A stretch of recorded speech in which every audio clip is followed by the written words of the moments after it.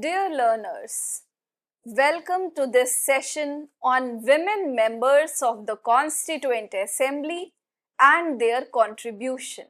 Today we are going to navigate on this very interesting landscape of the Constituent Assembly where women members have recorded their voices, their aspirations and their standpoints on varying issues of nation building.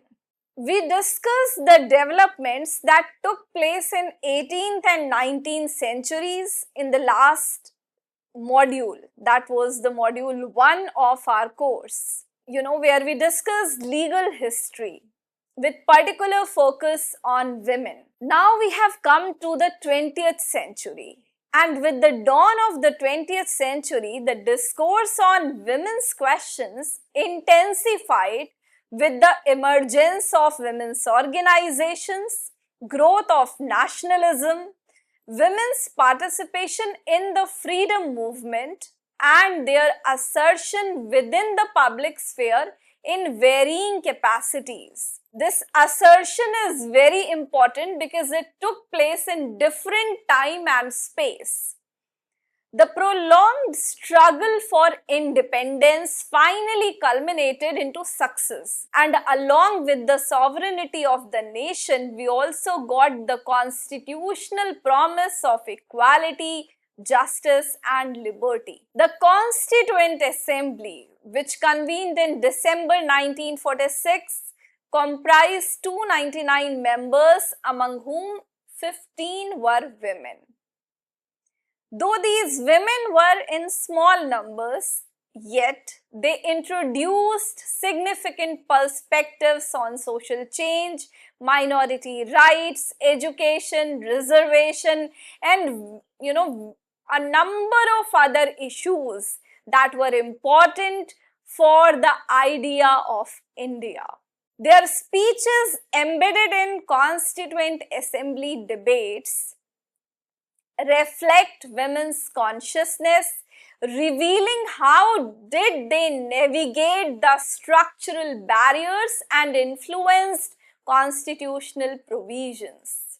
So this is the photograph. You'll find a few photographs of these women, and this is from Achyut Chetan's work Founding Mothers of the Indian Republic, Gender Politics of the Framing of the Constitution, which is a groundbreaking work bringing forth the details of the contribution of women members to the process of drafting of the Indian Constitution.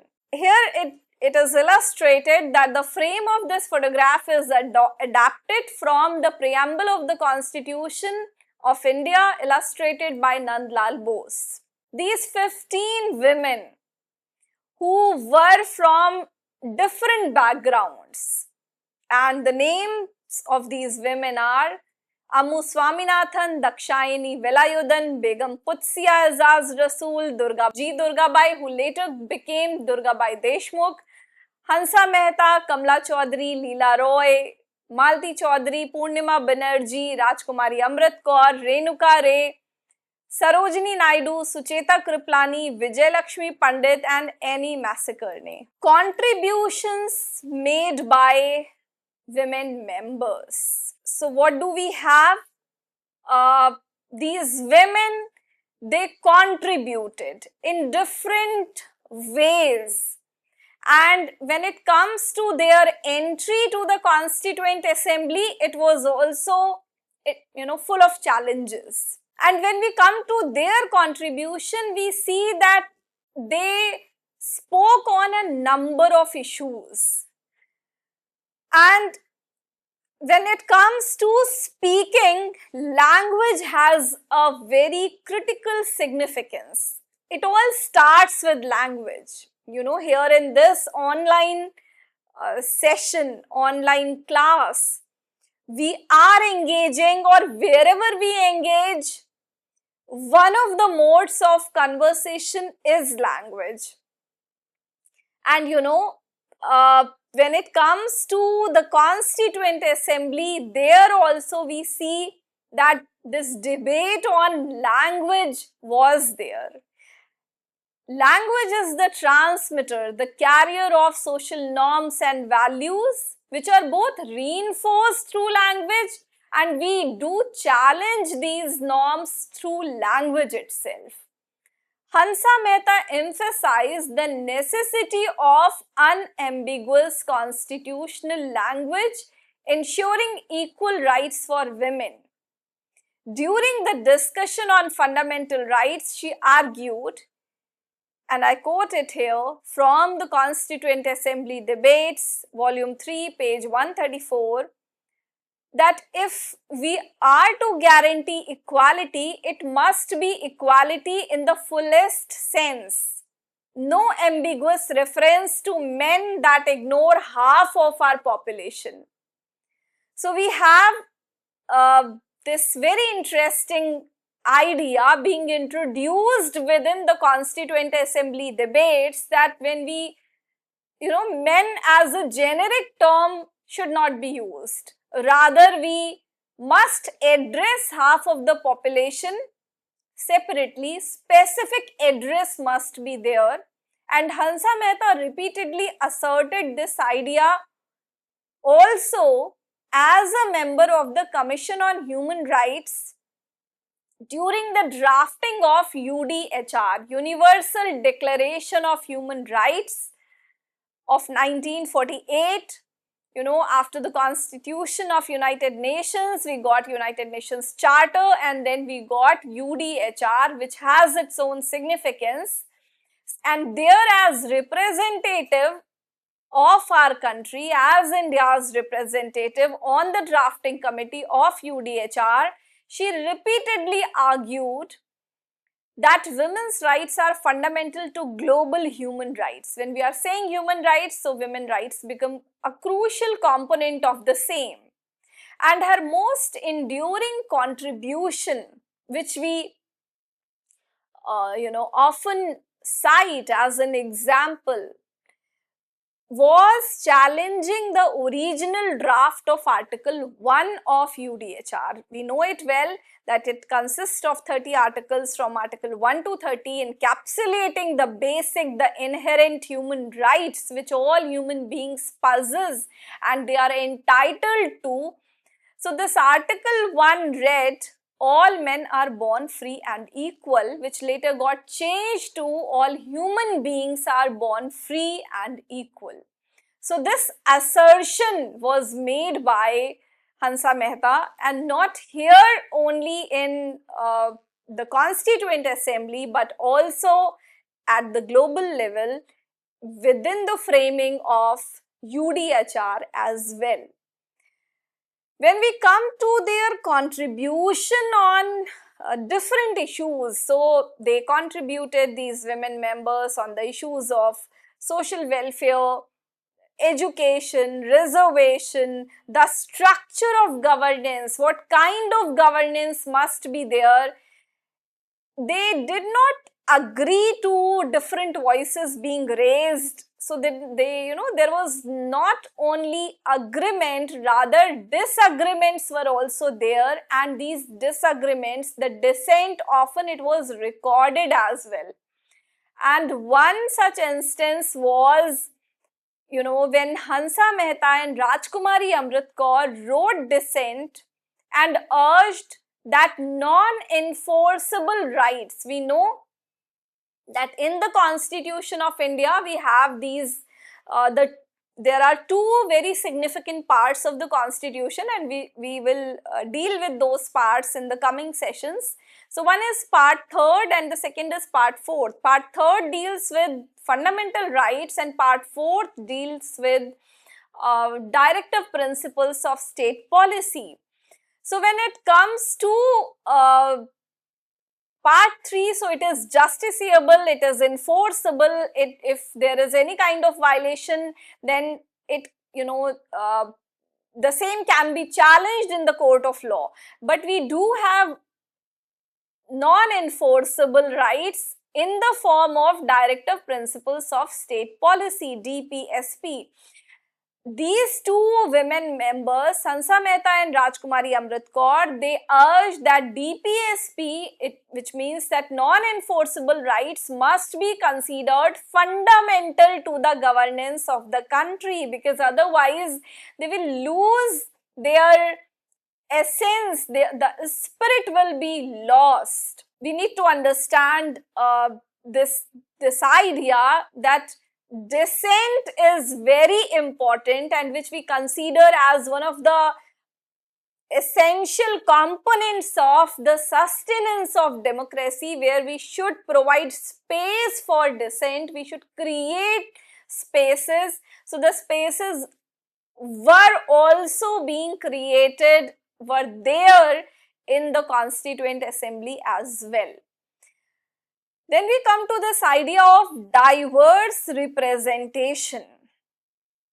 So among 15 women members, we had Dakshayani Velayudhan, who was the youngest and the only Dalit woman to be elected to the assembly. Though her election, who was the only Dalit candidate, Dalit woman from Madras Legislative Assembly, was not seen as a welcome step. Rather, it was contested by men who belong to different ideological groups. So, there were men who belonged to Dalit groups, and they were also not very much in favor of her election. Why? Because she had not towed the line of Scheduled Caste Federation of India. Then there were Dalit, there were local leaders from Madras who, to some extent, they also seemed to object to her election. Why? Because she was a Malayali, she was from Kerala. And then we had Congress leaders, because of her critical, opinion of the stalwarts from the Congress. So they were also not very much, welcoming her election. So what does it signify? That, coming to the Constituent Assembly was also not an easy task for some of these women. So in the assembly, what had happened, her opposition to untouchability was significant, because she vehemently opposed it, and she raised her voice in support of the core principles of decentralization of power. Because we know that when we talk about governance mechanism, decentralization has a very critical role to play within, when we talk about the power structures, the power dynamics. So we know it well that if it is centralized, then it has its own consequences. So there were members, and Dakshayani Velayudhan was one of them, who were in favor of decentralization of power. She highlighted the intersectionality of caste and gender oppression, and while talking about untouchability, she says, and I quote, "Abolishing untouchability must not merely be a symbolic gesture. It must translate into social, economic, and political opportunities for the so-called untouchables, especially women," unquote. So whatever efforts are we taking up, those efforts must move beyond symbolism. And the same idea was being asserted by Dakshayani Velayudhan when she said that it must go beyond, it must not be merely a symbolic gesture. It must not be tokenism, it must move beyond that, and the impact must penetrate in the different spheres, be it the creation of opportunities, and not only the formal creation of opportunities, rather the substantive outcome of those opportunities must also be realized. Then we have another woman who I would like to mention along with Dakshayani Velayudan, Begum Qudsiya Azaz Rasool, who was the only Muslim woman to be elected to the assembly, and she wrote her autobiography, and the title of her autobiography is From Parda to Parliament, The Memoirs of a Muslim Woman in Indian Politics. So here in this, when you read this autobiography, it provides an interesting insight into her life. As a member of the Constituent Assembly, she represented the state of Uttar Pradesh. She was a member of the Advisory Committee on Minorities and Fundamental Rights of the Constituent Assembly as well. The committee recommended reservation of legislative seats for religious minorities. This issue is very important because this issue was debated at length in the assembly, and we know it well that just after partition, so we had this issue of reservation being brought.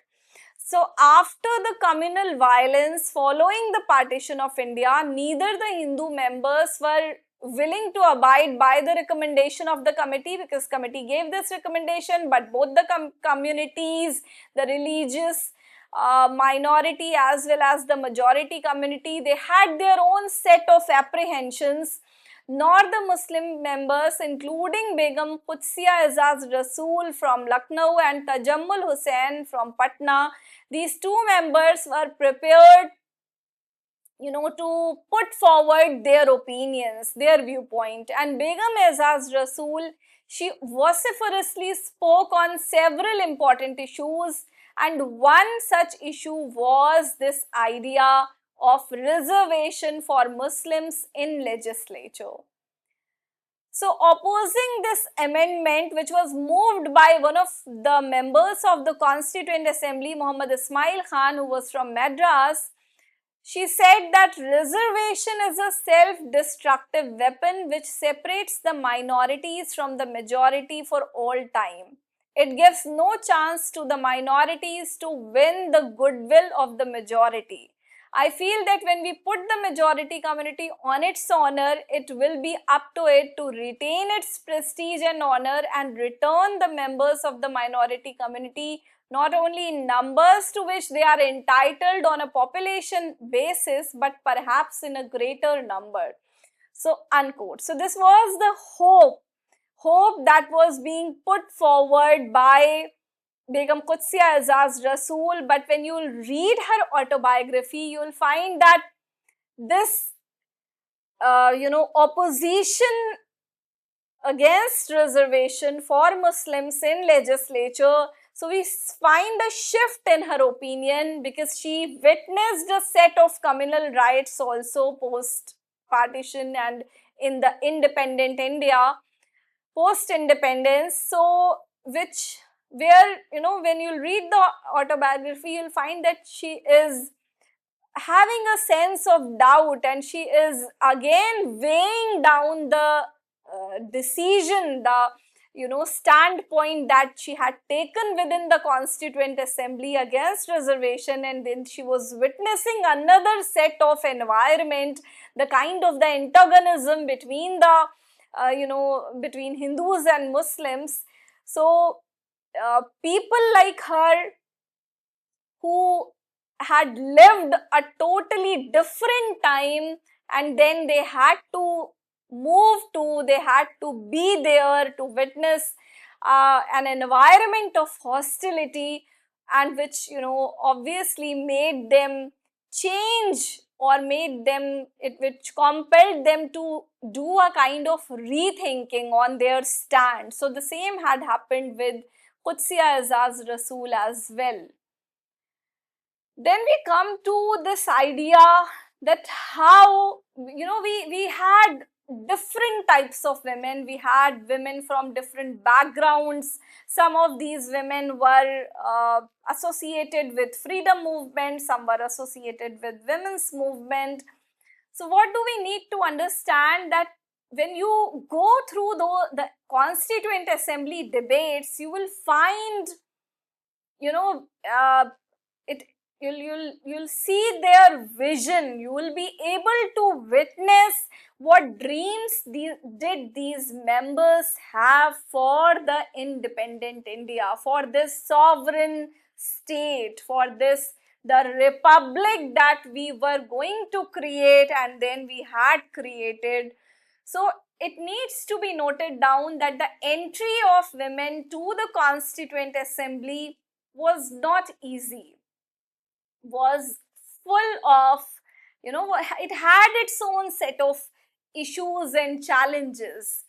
And it is recorded that AIWC, All India Women's Conference, because as I said in the beginning, that 20th century, the dawn of the 20th century witnessed a number of organizations, and these organizations, most of these organizations were formed by women themselves. And what do we see? For example, when we come to the formation of All India Women's Conference, so it was a conference. Women, they had, they had gathered, and in different places, in different regions of the country, they had gathered, and they had to draft their viewpoints on the issue of education and a number of other issues as well, which they had taken up. And then finally it culminated into the formation of this organization, which is famously known as AIWC. So AIWC, it campaigned for a number of issues. It campaigned for legal reforms, for instance. It campaigned for reforms that that were required to be brought in within the domain of Hindu law. And when it comes to Constituent Assembly, what do we see? That AIWC campaigned for more than 24 women, out of which only a few were elected to the Constituent Assembly. So we see that finding space within the assembly, whether it is in terms of entering into it or in terms of their participation, it is not only about the numbers, the representation, it is also about the participation within the assembly in terms of registering their voices and getting their voices, their concerns, their issues accepted, getting them approved by the rest of the members of the assembly. It was a challenging task, because if you take the case of any specific institution, any particular body, any space, be it the Constituent Assembly or any other space, we need to understand that if there are diverse interest, and the interest, when we have different interests, then obviously the conflict of interest would also come into place. So the voices representing those groups, those collectivities must be included. So here in the assembly also, through these 15 women, this attempt was made to include their concerns. So they had the odds, they had a number of challenges, be it in terms of, getting their presence felt, or actually, being present into that particular space.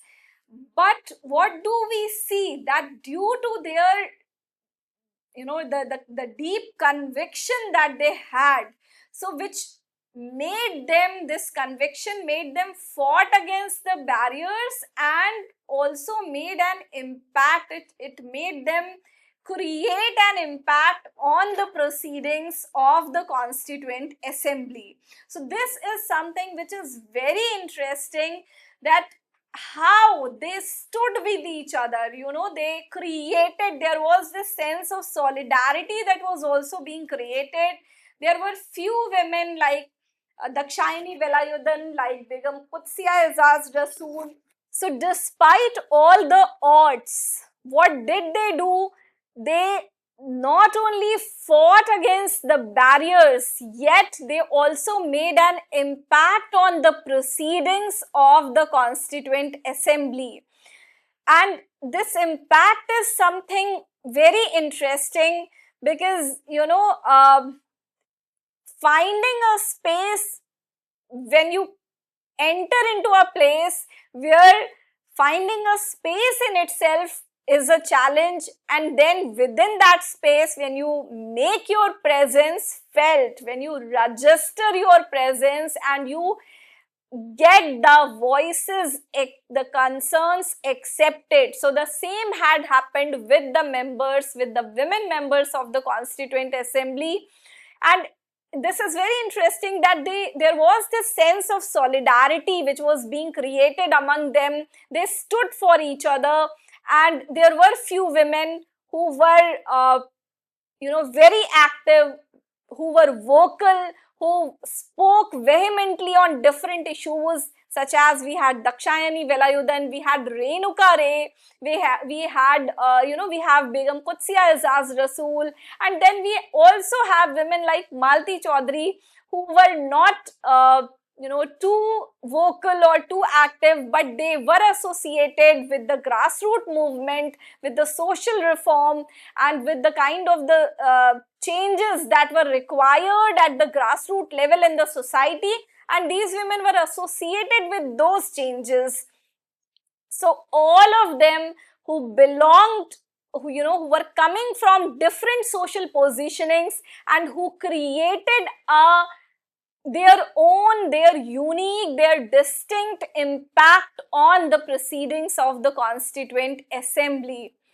So despite being a minority in a predominantly, male setting that was there within the assembly, these women's contributions were pivotal in embedding the principles of equality, social justice, welfare, education to the Constitution. So their strategic and determined advocacy laid the groundwork for progressive policies that continue to influence the kind of the debates on women's rights, on women's representation, on women's participation that we still have in today's world. Thank you so much.